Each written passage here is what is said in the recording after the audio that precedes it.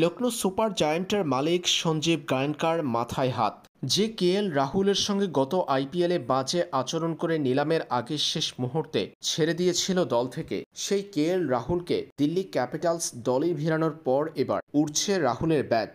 আজও অর্ধশত রান করে লখনৌর বিপক্ষে দিল্লিকে জিতিয়েছেন কেএল রাহুল। ভিআইপি গ্যালারি থেকে যেটা দেখেছেন সঞ্জীব গায়নকা। অথচ রাহুলকে ছেড়ে দিয়ে নিলাম থেকে আইপিএলের ইতিহাসে সবচেয়ে বেশি দাম দিয়ে যে ঋষভ পান্তকে দলে ভিড়িয়েছে লখনৌ সুপার জায়ান্ট, সেই ঋষভ পান্ত এখনও নিজেকে হারিয়ে খুঁজছেন।